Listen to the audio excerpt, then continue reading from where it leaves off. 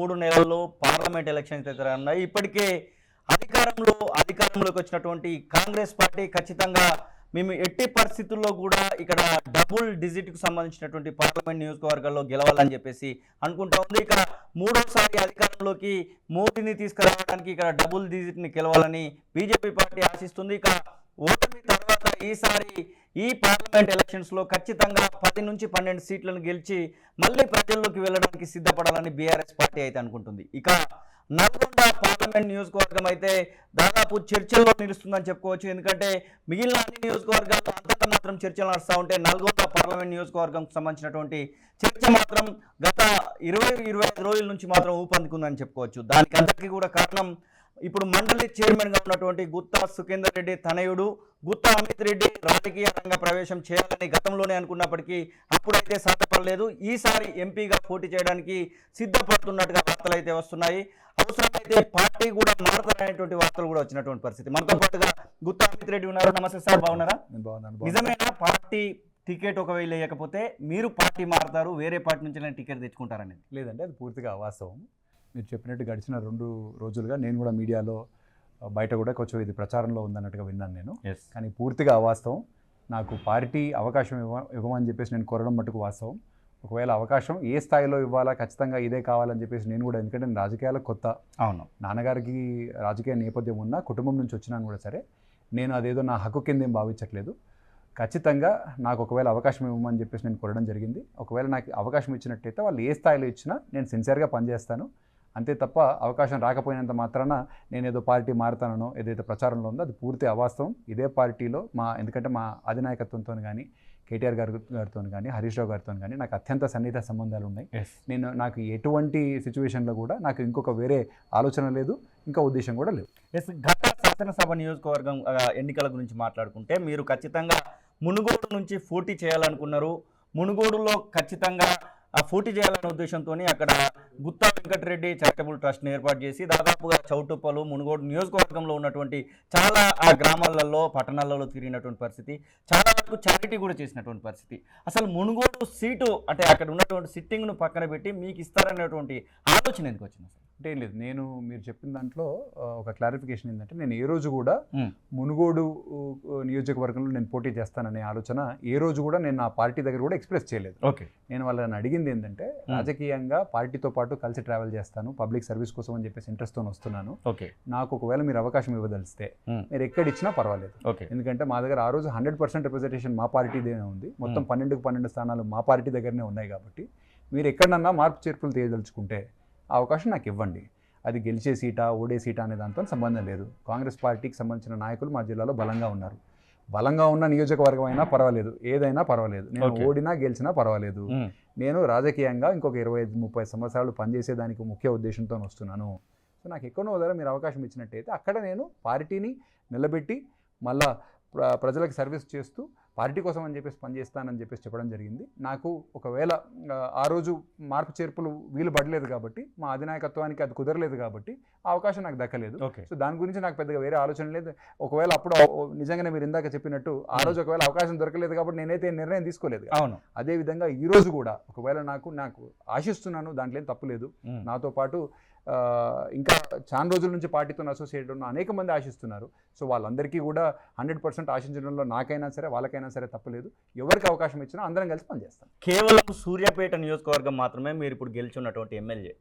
ఈ మిగిలినటువంటి ఏ నియోజకవర్గంలో కూడా కనీసం కొన్ని ప్రాంతాలలో మాత్రం 50,000 తేడాలు కూడా కనబడతా ఉన్నాయి. ముఖ్యంగా నల్గొండ లోకల్ చూసుకున్నా, చుట్టుపక్కల ఉన్నటువంటి ఆ గ్రామాలు చూసుకున్నా కానీ, ఆ నియోజకవర్గాలు చూసుకున్నా కానీ, ఇప్పుడు ఉన్నటువంటి పరిస్థితులలో ఇది ఒక మొండి ధైర్యానికి పోతున్నట్టుగానో లేకపోతే ఒక సాహసం చేస్తున్నట్టుగానో అనిపించట్లేదా?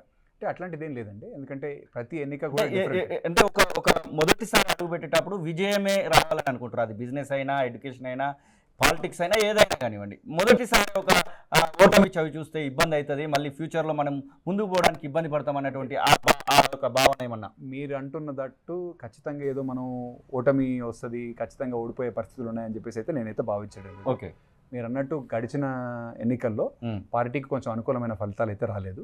కానీ మీరు ఒకవేళ 2018-19కి సంబంధించిన ఎన్నికలు కూడా మీరు చూసినట్టయితే మా దగ్గర 6 స్థానాల్లో బీఆర్ఎస్ గెలిచింది, 1 స్థానంలో కాంగ్రెస్ గెలిచింది. పార్లమెంట్కి వచ్చేసరికి ఉత్తమ్ కుమార్ రెడ్డి గారు గెలిచారు.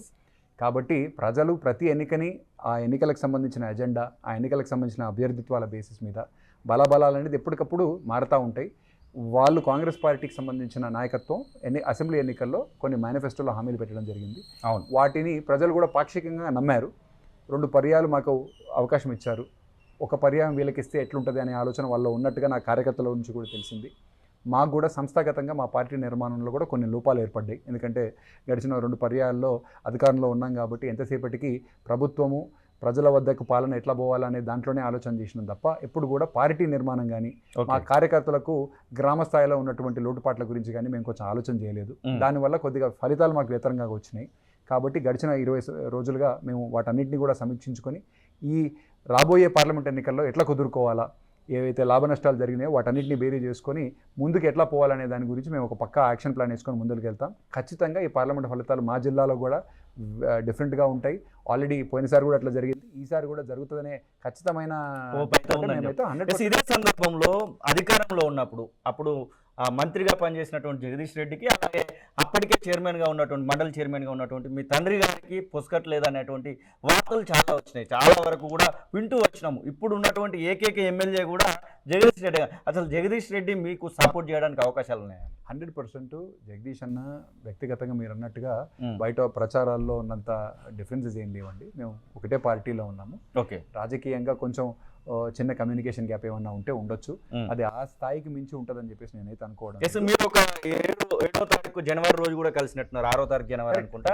కలిసి గుత్తా వెంకటరెడ్డికి సంబంధించినటువంటి ఒక విషయంలో చారిటబుల్ ట్రస్ట్ విషయంలో ఒకటే కాకుండా నేను గడిచిన 20 రోజుల్లో ఆయనని నేను ఒక 2-3 సార్లు కలవడం జరిగింది. అక్కడ ఎప్పుడైనా మాట్లాడారా? నల్గొండ పార్లమెంట్ నేను ఆశిస్తున్నా అన్న, మీరు నాకు సపోర్ట్ చేయండి, లేకపోతే అధినేత కేసీఆర్కి చెప్పండి, కేటీ రామారావుకి చెప్పండి. నాకున్న ఆలోచన ఏదైతే ఉందో, నేను అధినాయకత్వానికి నేను వాళ్ళ ముందు పెట్టిన ఆలోచన విధానం ఏదైతే ఉందో నేను జగదీష్ అన్న ముందు కూడా పెట్టినాను. అన్న, నాకు ఒకవేళ పార్టీ అవకాశం ఇస్తే నేను మీ లీడర్షిప్ లో పనిచేస్తాను. మీరు గడిచిన 3 పర్యాలు ఎమ్మెల్యేగా ఎలక్ట్ అయినారు, సీనియర్ నాయకులు, ఉద్యమంలో పార్టీతో పాటు పనిచేసినారు. మీ ఎక్స్పీరియన్స్ నాకు చాలా ఉపయోగపడుతుంది. నాన్నగారితో పాటు నేను మీకు ఒక తమ్ముళ్ళలాగా మీతో పాటు మీ ఎక్స్పీరియన్స్లో మీ లీడర్షిప్లో నేను పనిచేస్తాను. పార్టీ నాకు ఒకవేళ అవకాశం ఇచ్చినట్టయితే మీ బ్లెస్సింగ్స్ మీ సపోర్ట్ కూడా నాకు కావాలని చెప్పేసి కూడా నేను ఆయన కోరడం జరిగింది. 100% ఆ కమిట్మెంట్ ఏదైతే ఆయన సపోర్ట్ కూడా నాకు ఉంటుందనేసి నేను భావిస్తున్నాను. ఒక్కసారి మీరు మళ్ళీ అధికారంలోకి వస్తే పాతకపోతాడు గుత్తా అమిత్ అని చెప్పేసి బీఆర్ఎస్ పార్టీలో ఉన్నటువంటి నాయకులు ఓడించరు అని ఎట్లా నమ్ముతారు మీరు? ఎందుకంటే 30 ఏళ్ళు 25 ఏళ్ళు నేను రాజకీయాల్లో ఉండాలనుకుంటున్నా, ఇప్పుడు నా వయసు కేవలం 42 సంవత్సరాలు అని చెప్పేసి మీరు చెప్తున్నటువంటి మాట. అంటే దాంట్లో పార్టీకి సంబంధించిన కార్యకర్తలు నాయకులే ఖచ్చితంగా మనకు అగెయిన్స్ట్ పనిచేస్తారని అయితే నేనైతే అనుకోవట్లేదు. ఎందుకంటే పార్టీని నిలబెట్టాలా, ప్రజలకు సేవ చేయాలనే ముఖ్య ఉద్దేశంతో మనం వస్తున్నాము. వచ్చినప్పుడు నేను ఏం చేసినాను కూడా సరే అది పార్టీ శ్రేయస్సు గురించి, ప్రజల శ్రేయస్సు గురించే ఉంటుంది తప్ప ఇంకోటి అయితే కాదు. రాజకీయాల్లో మార్పు చేర్పులు అనేవి సహజంగా జరుగుతుంటాయి. ఎందుకంటే నాయకులు అనేది వాళ్ళు చేసే పనితనాన్ని బట్టి ప్రజలను వాళ్ళని ఎవ్రీ 5 సంవత్సరాలు వాళ్ళ పర్ఫార్మెన్స్ని బేస్ చేసుకొని, పార్టీకి సంబంధించిన పర్ఫార్మెన్స్ని బేస్ చేసుకొని ప్రజలే న్యాయ నిర్ణేతలు తప్ప ఎవరో ఓడించడం వల్లనో ఎవరో గెలిపించడం వల్లనో అది పైపై నుంచే మీరు అనుకుంటున్నట్టు జరగదు. 100% ప్రజల నిర్ణయానికి తగ్గట్టుగా నేను పనిచేసినా ఇంకెవరు పనిచేసినా ప్రజలు ఆశీర్వదిస్తారు తప్ప ఇంకోటి అయితే జరగదు. ఉమ్మడి నల్గొండ జిల్లాకు సంబంధించి ఒక బీసీ వాదం అనేది ఈ మధ్యకాలంలో చాలా రేగినటువంటి పరిస్థితి. ముఖ్యంగా నల్గొండ లోకల్ నియోజకవర్గానికి సంబంధించి అక్కడ పిల్లి రామరాజు యాదవ్ కేవలం అతను ఇండిపెండెంట్ అభ్యర్థిగా వస్తేనే దాదాపు 25 నుంచి 28 వేల ఓట్లు వేసి అతనికి మద్దతు పలికించినట్టు సందర్భం కనబడుతూ ఉంది. ఆ బీసీలకు సంబంధించినటువంటి మద్దతు కూడగొట్టుకోవడానికి ఏమైనా మీ దగ్గర ఏమైనా ప్రయోగం చేయబోతున్నారా? లేదు అంటే ఆ బీసీకి సంబంధించినటువంటి ఎవరైనా అభ్యర్థి వస్తే ఖచ్చితంగా అటువైపుగా ప్రజలు మగ్గేటువంటి అవకాశం ఉంటుంది. ఒక బీసీ అభ్యర్థినే పెట్టాలని చెప్పేసి బీజేపీ ఆలోచిస్తుంది అనేటువంటి వార్తలు కూడా గత 4-5 రోజులుగా వస్తున్నటువంటి మాట. దానికి సంబంధించినంత వరకు అది మా పార్టీ నిర్ణయం. అభ్యర్థిగా ఒకవేళ వెనుకబడిన కులాలకు సంబంధించిన వాళ్ళని కానీ, లేకపోతే మా ప్రాంతంలో ఎస్టీ కమ్యూనిటీ కూడా పెద్దది. సో ఎస్టీ కమ్యూనిటీ నుంచి కానీ లేకపోతే లంబాడ కమ్యూనిటీ నుంచి కానీ ఎవరినైనా అభ్యర్థి పెట్టినా మీరు అన్నట్టు సామాజిక సమీకరణాలు కొద్దిగా మార్పు చేర్పులు జరుగుతాయి, దాంట్లో అనుమానం ఏం లేదు. మా పార్టీ సైడ్ నుంచి ఏ నిర్ణయం తీసుకున్నాను కూడా సరే ఆ పార్టీకి సంబంధించిన సిన్సియర్గా పనిచేద్దామనే ఇంటెన్షన్ ఉన్న కార్యకర్తగా ఎవరికి అవకాశం ఇచ్చినా మేమందరం పనిచేస్తాం. మీరు చెప్పినట్టుగా పిల్లి రామరాజు గారు నల్గొండలో ఇండిపెండెంట్గా కాంటాక్ట్ చేశారు. కొంచెం ఫార్వర్డ్ బ్లాక్ నుంచి మా పార్టీ నుంచే ఉండే అవకాశం దక్కనప్పుడు ఆయన వేరు చేసినాడు. ప్రజల నుంచి కూడా ఆయనకు మంచి స్పందన వచ్చింది. వ్యక్తిగతంగా మంచిదే కదా, దాంట్లో ఏం తప్పేం లేదు. ప్రజలు కూడా మెచ్యూరిటీ చూపించినారు, ఆయన కూడా ఆయన శక్తి ఏందనేది చూపించుకున్నారు. సో దాంట్లో ఏం పెద్దగా మనం తప్పు పట్టేదానికి లేదు. ఎవరికి అవకాశం వచ్చినా కూడా సరే మేము అందరం సిన్సియర్గా పనిచేస్తాం. ఏ కమ్యూనిటీ ఇదే సందర్భంలో మీరు ఖచ్చితంగా అంటే మొన్నటి వరకు ఎంపీగా పనిచేసినటువంటి వ్యక్తి గురించి మాట్లాడక తప్పదు. ఉత్తమ్ కుమార్ రెడ్డి అక్కడ ఎంపీగా మొన్నటి వరకు పనిచేసినటువంటి వ్యక్తి. అతను చేసినటువంటి కార్యక్రమాలు లేకపోతే అతను చేసినటువంటి ఒక పనులను ముందర పెట్టి కాంగ్రెస్ పార్టీకే ఓటేయమని ఖచ్చితంగా అడగడానికి అవకాశం అయితే కనబడతా ఉంటుంది. ఇప్పుడు మేము మంత్రులుగా ఉన్నాము, ఇదే నల్గొండ పార్లమెంట్లో ఇద్దరం మంత్రులుగా ఉన్నాము. ఒకవైపు కోమటిరెడ్డి వెంకటరెడ్డి, మరొక వైపు ఉత్తమ్ కుమార్ రెడ్డి, ఇద్దరం ఉన్నాము. ఖచ్చితంగా మా వైపుగా మీరు ఉండండి అని చెప్పేసి ప్రజలను మేనేజ్ చేసే ప్రయత్నం చేస్తే మీ దగ్గర ఎలాంటి పదునైనటువంటి మాటలు ఉన్నాయి? అంటే నేను ఒకటి నోటీస్ చేసింది ఏంటంటే ఉత్తమ్ కుమార్ రెడ్డి గారు మెంబర్ ఆఫ్ పార్లమెంట్గా ఉన్న ఆయన ఒకటి రెండు కాన్స్టిట్యున్సీస్లోనే ఎక్కువ మట్టుకు ఆయన అవైలబిలిటీ ఉంది అన్నట్టుగా ఏర్పడ్డది. దానికి అనేక కారణాలు ఉండొచ్చు. ఎందుకంటే అంతకంటే ముందు 3-4 పర్యాలు ఆయన అవే సెగ్మెంట్స్లో ఎమ్మెల్యేగా ఉన్నాను. సో ఒక 4-5 అసెంబ్లీ సెగ్మెంట్స్లో పెద్దగా తన అవైలబిలిటీ కానీ ప్రజలతో సంబంధాలు కానీ పెద్దగా ఉన్నట్టుగా అయితే నాకు కనపడలా. సో అది కొద్దిగా ఎంతో కొంచెం వే చేస్తుంది అని చెప్పేసి, ఎందుకంటే నేను పోయినప్పుడు న్యాచురల్లీ ప్రజలు ఇప్పటికి కూడా ఎంపీగా ఎవరు అని అంటే చాలా మంది సగం మంది చెప్పేది గుత్తా సుఖేందర్ రెడ్డి గారి పేరే చెప్తున్నారు. ఎందుకంటే అంతకంటే ముందు ఆయన చేసిన సర్వీస్ అనుకోండి, ఆయన ప్రజలతో ఆయనకున్న సంబంధాలు, అందుబాటులో ఉండే విధానం కానీ అట్లా ఆ స్టాండర్డ్ని ఉత్తమ్ కుమార్ రెడ్డి గారు యాజ్ అన్ ఎంపీ మీట్ కాలేకపోయినారు. ఆయన అవైలబిలిటీ కొద్దిగా కోదాడు హుజూర్ నగర్ ప్రాంతానికి ఎక్కువ జరిగింది. దానికి కొన్ని లిమిటేషన్స్ కూడా ఉండొచ్చు మనం, ఎందుకంటే పాజిటివ్ కూడా ఆలోచన చేయాలి. కాబట్టి ఆయన పీసీసీ అధ్యక్షుడిగా రాష్ట్ర స్థాయి పొలిటికల్ బాధ్యతలు టేకప్ చేసినారు కాబట్టి యాజ్ అన్ ఎంపీ ఆయన అవైలబిలిటీ తగ్గి ఉండొచ్చు. కాకపోతే అదొక ఇష్యూ కదా, మనం ఒక ప్రాంతానికి ఎంపీగా ఉన్నప్పుడు న్యాచురల్లీ మన సర్వీస్ అనేది ప్రజలకు ఎలా అందుబాటులో ఉంటూ ఇష్యూస్ టేకప్ చేయాలో అట్లా టేకప్ చేయనట్టుగా అయితే కనపడ్డది. సో డెఫినెట్లీ అట్లాంటి ఫ్యాక్టర్స్ ఏ ఉన్నాను కూడా సరే, ఇప్పుడు వాళ్ళు మంచి చేసినా కూడా సరే మేము 100% దాన్ని యాక్సెప్ట్ చేయాల్సిందే యాజ్ అ నిర్మాణాత్మక ప్రతిపక్షంగా. అభ్యర్థిగా నేను ఒకవేళ నాకు ప్రత్యర్థిగా ఆయనైతే ఈసారి లేరు, ఎందుకంటే ఆయన మంత్రిగా ఉన్నారు కాబట్టి ఎవరు వచ్చినా పర్వాలేదు. వాళ్ళ బలాబలాలు, మా బలాబలాలు, మా ఆలోచనలు, మేము చేయబోయేవి ఏంటి, చేసినవేంటి అనేది మేము చెప్పుకోవడం, వాళ్ళు చెప్పుకోవడం, అంతిమంగా నిర్ణయం ప్రజలు. కోమటిరెడ్డి కుటుంబం నుంచి ఎవరో ఒకరు నల్గొండ ఎంపీగా నిలబడబోతున్నారని ఒకవైపు వార్తలు వస్తున్నాయి, మరొక వైపు దామోదర్ రెడ్డి రావచ్చు, లేకపోతే పటేల్ రమేష్ రెడ్డి రావచ్చు అని చెప్పేసి మాటలు వస్తున్నాయి.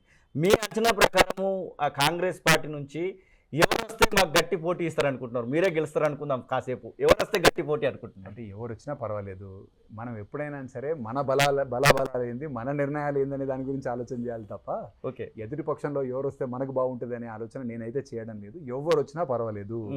వాళ్ళ పార్టీ అధినాయకత్వం సోనియా గాంధీ గారు కానీ ప్రియాంక గాంధీ గారు కానీ ఎవరు వచ్చి నిలబడ్డా మా పార్టీ నాకు ఒకవేళ అవకాశం ఇస్తే వాళ్ళు ఎంత పెద్ద మనిషి అయినా సరే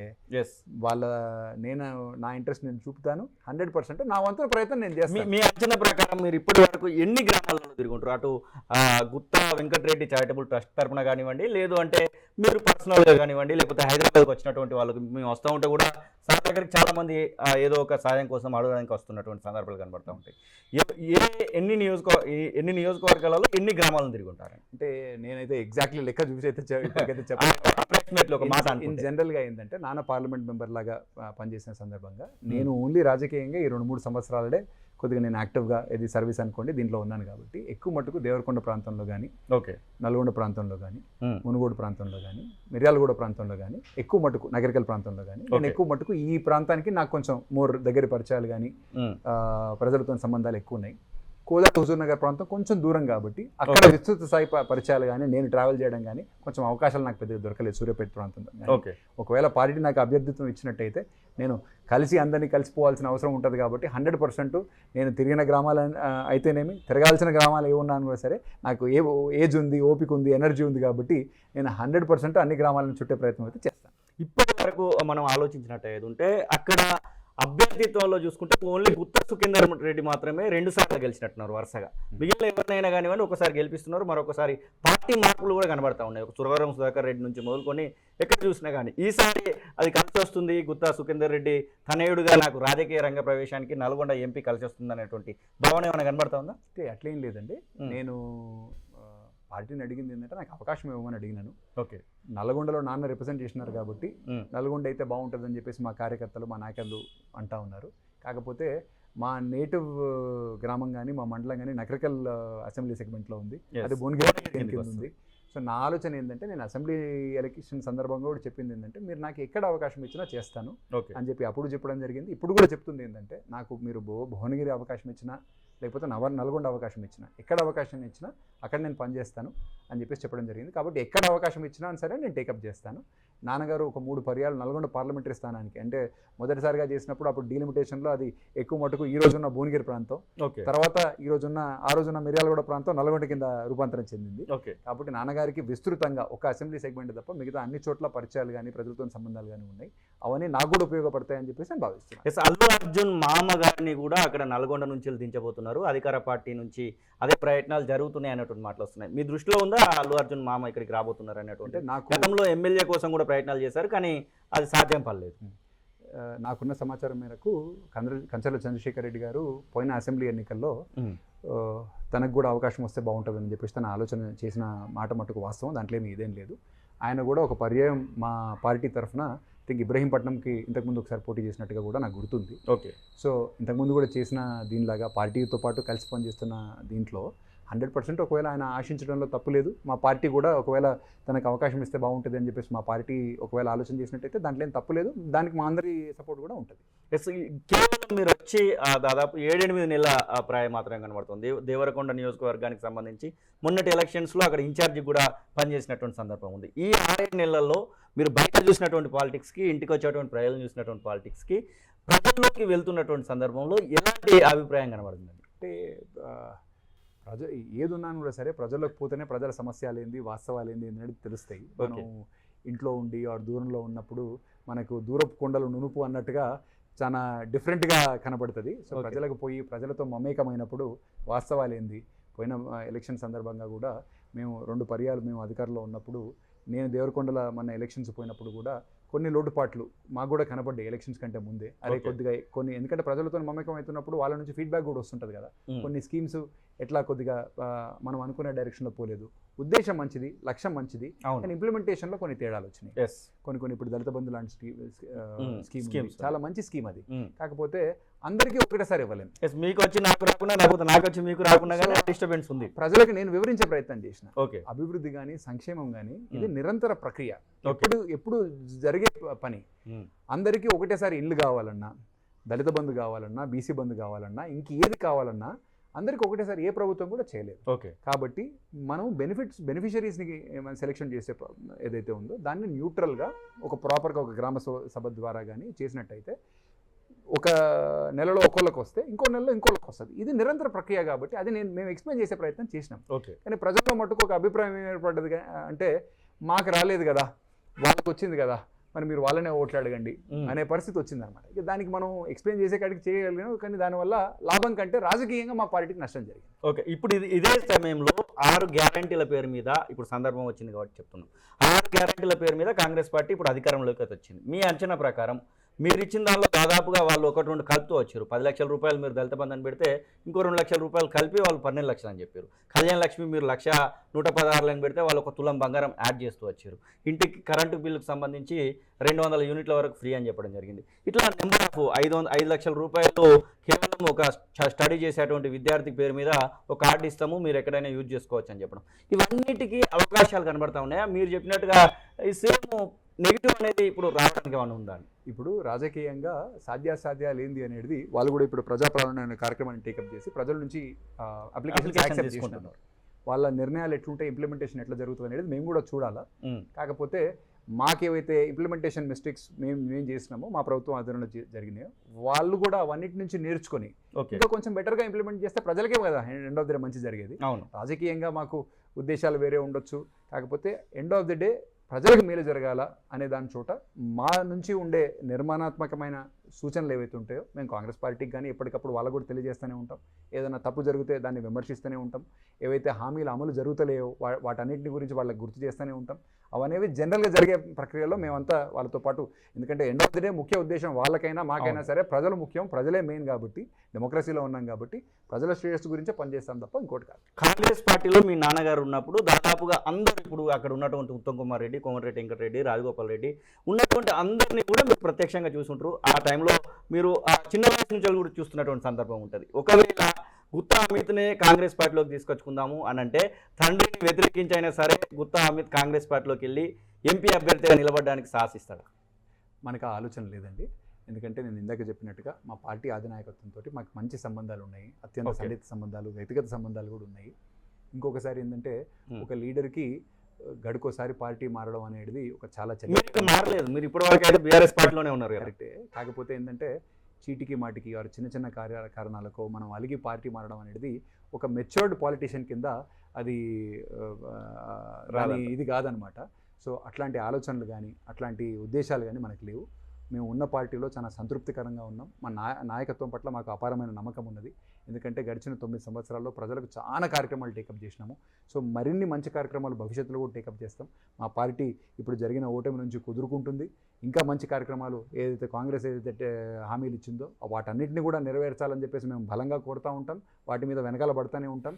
ఒకవేళ వాటిని వాళ్ళు ఇంప్లిమెంట్ చేయకుండా విఫలం జరిగితే అక్కడి నుంచి మళ్ళీ మాకు అధికారం వస్తుంది అనేది 100% జరిగేదే. అది ఈ ఎన్ని రోజుల్లో జరుగుతుంది ఏంటనేది వేచి చూడాల్సింది. నల్గొండ రివ్యూ మీటింగ్కు సంబంధించి నల్గొండ రివ్యూ మీటింగ్లో మీరు కూడా అక్కడ కూర్చొని ఉన్నారు. నల్గొండ రివ్యూ మీటింగ్లో పూర్తిగా ఆశాంతం ఉదయం నుంచి సాయంత్రం అనుకున్నటువంటి సందర్భం. రివ్యూ మీటింగ్లో నల్గొండ రెండు కూడా ఎట్లా అనిపించింది? అక్కడ వచ్చినటువంటి లోకల్ బాడీ లీడర్స్ని చూసినా కానివ్వండి, ఎమ్మెల్యేగా ఓడిపోయిన వాళ్ళు, ఎమ్మెల్యేలుగా కొంతమంది గెలిచిన వాళ్ళు, వాళ్ళని చూస్తే ఎట్లా అనిపించింది? ఈసారి నేను ముందర పోవడం కరెక్ట్ అనిపించిందా, లేకపోతే ఈసారి డ్రాప్ అయ్యి నెక్స్ట్ ఎలక్షన్స్కి వెళ్దాము అలాంటి ఆలోచన? యాక్చువల్లీ ప్రోగ్రామ్కి సంబంధించిన మీటింగ్కి సంబంధించిన ముఖ్య ఉద్దేశం ఏంది, కార్యకర్తలు ఏమనుకుంటున్నారు, మండల స్థాయి నాయకులు ఏమనుకుంటున్నారు, పార్టీ ఏదైతే బేస్ స్ట్రక్చర్ ఉందో అక్కడి నుంచి మాకు ఫీడ్బ్యాక్ ఏదైతే ఉందో మేము ప్రభుత్వంలో ఉన్నప్పుడు సమీక్ష చేసే అవకాశం కొంచెం జరగలేదు. సో ఆ లోటుపాట్లన్నీ ఈరోజు బేరీ చేసుకొని వాళ్ళ నుంచి వస్తున్న ఒపీనియన్స్, ఎక్కడెక్కడ ఫెయిల్ అయినాము, ఎందుకు ఫెయిల్ అయినాము అనేది ఆ ఫీడ్బ్యాక్ తీసుకునే మెకానిజం అనేది ఆ కార్యక్రమం. దానిలో భాగంగా టేకప్ చేసిన కార్యక్రమం కాబట్టి చాలా మంచి కార్యక్రమం. ఎందుకంటే డెమోక్రసీలో ఎప్పుడైనా సరే ఒక లీడర్షిప్ ఏదైనా పని చేస్తే ప్రజల నుంచి ఏం రెస్పాన్స్ వస్తుంది, ఏమైనా పొరపాట్లు జరుగుతున్నాయా, పొరపాట్లు జరుగుతున్నప్పుడు దాన్ని సరిదిద్దే మెకానిజం కూడా మళ్ళీ లీడర్షిప్ ఇంప్లిమెంట్ చేయాలి. కాబట్టి అక్కడ కొద్దిగా చాలా మంచి కార్యక్రమం. భవిష్యత్తులో కూడా అట్లాంటి కార్యక్రమాలు అసెంబ్లీ కాన్స్టిట్యున్సీ స్థాయిలో, మండల స్థాయిలో కూడా జరుగుతాయని చెప్పేసి మా నాయకులు చెప్తా ఉన్నారు. సో అది జరిగితే పార్టీ కూడా చాలా ఇంకా బలంగా కూడా పునాదులు ఏర్పడతాయి. భవిష్యత్తుకు అది మంచి జరుగుతుంది. కాంగ్రెస్ పార్టీ అధికారంలోకి వచ్చిన వెంటనే అవిశ్వాసాలు అనేటివి తెర మీదకి వచ్చినాయి. దాదాపు 25 మున్సిపల్కి సంబంధించినటువంటి చైర్మన్ల మీద అవిశ్వాసాలు పెడితే దానిలో నల్గొండ మున్సిపల్ చైర్మన్ కూడా బీఆర్ఎస్ పార్టీ నుంచి ఇప్పుడు కాంగ్రెస్ పార్టీ వైపుగా మగ్గినటువంటి పరిస్థితి. అసలు మున్సిపల్ చైర్మన్లనే వాళ్ళు తట్టుకోలేని పరిస్థితులలో ఎంపీని వదిలిపెట్టుకుంటారు ఇప్పుడు అధికారంలో ఉన్న వాళ్ళు అనేటువంటి ఆ ఆశయం అని ఉందా? ఇంకా అంటే లేదు, రాజకీయంగా ఎప్పుడైనా సరే మా పార్టీ గెలవాలని మేము కోరుకుంటాము, మా పార్టీ గెలవాలని వాళ్ళు కోరుకుంటారు. దాన్ని మనం తప్పుపట్టేదానికి లేదు. ఎవరైనా సరే అధికారంలో ఉండాలనే ప్రయత్నం రాజకీయంగా చేస్తారు కాబట్టి వాళ్ళ ప్రయత్నం వాళ్ళు చేస్తారు, మా ప్రయత్నం మేము చేస్తాం. సరే, మీరు మున్సిపాలిటీ గురించి మాట్లాడినారు కాబట్టి అది కాన్స్టిట్యున్సీ లెవెల్లో, మున్సిపాలిటీ లెవెల్లో కౌన్సిలర్స్ అందరు కలిసి తీసుకున్న నిర్ణయం. ఓకే, మాకు మెజారిటీ వచ్చిన రోజున మా చైర్మన్ ఉంటారు. ఒకవేళ ఈరోజు వాళ్ళకు అది కొద్దిగా న్యాయబద్ధంగా జరిగినట్టు కనపడలేదు. కాకపోతే మీరు అన్నట్టు రాజకీయంగా ఒక ట్రెండ్ ఏర్పడ్డది. ప్రభుత్వం మారినప్పుడు లోకల్ బాడీస్లో ఎక్కడెక్కడైతే అవిశ్వాసానికి తావు ఉందో అక్కడక్కడ వాళ్ళందరూ కూడా ప్లాన్ చేసుకొని చేస్తున్న కార్యక్రమం అనమాట. ఇక దానికి వ్యక్తిగత స్థాయిలో నేను ఒక మార్పు తీయలేకపోవచ్చు. బట్ ప్రజలందరినీ కూడా కొంచెం జాగృతం చేసినట్టయితే మా పార్టీ చేసినా, ఏ పార్టీ చేసినా కొన్ని విషయాల్లో మనం కొంచెం మార్పు చెంది, ఎందుకంటే మనం భవిష్యత్తును, ఫ్యూచర్ని బేస్ చేసుకొని పాలిటిక్స్ చేయాలి కాబట్టి ఒక మంచి ట్రెండ్, మంచి వాతావరణం కలిపితే అది మేమైనా సరే, కాంగ్రెస్ అయినా సరే అటు సైడ్ పోతే బాగుంటుంది అనేది నా ఆలోచన. ఒకవేళ ఎక్స్ ఎమ్మెల్యేలుగా ఉన్నటువంటి, అలాగే ఇప్పుడు ఎమ్మెల్యేగా ఉన్నటువంటి జగదీష్ రెడ్డి పిలిచి అమిత్ రెడ్డిని నిలబెడదాం అనుకుంటున్నామంటే మీకు ఎంతమంది మార్కులు ఇస్తారనుకుంటున్నారు ఉన్నటువంటి 7 గట్లలో? అంటే నేను వ్యక్తిగతంగా జగదీష్ అన్నకు కానీ, మా జిల్లాకి సంబంధించిన భూపాలన్నకు కానీ, భూపాలన్న అయితే మాకు ఇంతకుముందు మా ఫ్యామిలీ మెంబర్ మాదిరి. ఆయన ఏం పెద్దగా ఎవరు, నేను చిన్నప్పటి నుంచి నేను ఆయనను చూసిన ఫ్రేమ్వర్క్ మాకేం కొత్త ఇదేం లేదు. అయితే రాజకీయంగా రోజులు గడుస్తున్న కొద్ది చిన్న ఇష్యూస్లో కొంచెం కమ్యూనికేషన్ గ్యాప్ రావడం, దానివల్ల కొద్దిగా గ్యాప్ ఏర్పడడం అనేది సహజంగా జరిగింది భూపాలన్నతోటి. కానీ వ్యక్తిగతంగా నేను ఏ రోజు కూడా ఆయనతో పాటు ఆయన నన్ను ఎప్పుడు కలిసినా, నేను ఆయన ఎప్పుడు కలిసినా కూడా సరే మంచిగానే మేమంతా మా పలకరింపులంతా నార్మల్గానే ఉంటుంది. ఎందుకంటే మేము చిన్నప్పటి నుంచి కలిసి ఉన్న ఫ్రేమ్వర్క్. ఓకే. సో దానివల్ల ఏదో పెద్ద ఇబ్బంది జరుగుతుందని అయితే నేనైతే అనుకోవడం లేదు. ముఖ్యంగా ఇంకోటి కూడా ఏంటంటే మా పార్టీకి సంబంధించిన గెలిచిన శాసనసభ్యులు అయితేనేమి, లేకపోతే కాంటెస్టెడ్ ఎమ్మెల్యేస్ అయితేనేమి, అందరితో కూడా నాకు వ్యక్తిగతంగా మంచి సంబంధాలే ఉన్నాయి.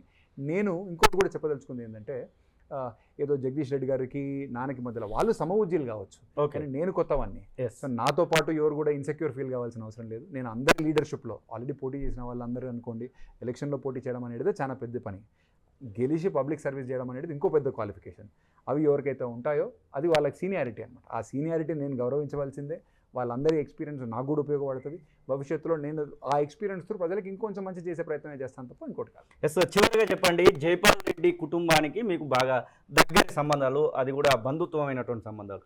వైఆ జైపాల్ రెడ్డి గారి మామూలుగా రిలేషన్ తీసుకుంటే మీ కుటుంబం నుంచే ఇప్పుడు రేవంత్ రెడ్డి సీఎంగా ఉన్నాడు. అంటే జైపాల్ రెడ్డి గారు ఒకనొక సందర్భంలో సీఎం అయిదామన్నప్పటికి కూడా ఇక సాధ్యపడలేదు. ఇప్పుడు మీ కుటుంబం నుంచే రేవంత్ రెడ్డి ఉన్నారు, కానీ పార్టీ మాత్రం వేరు.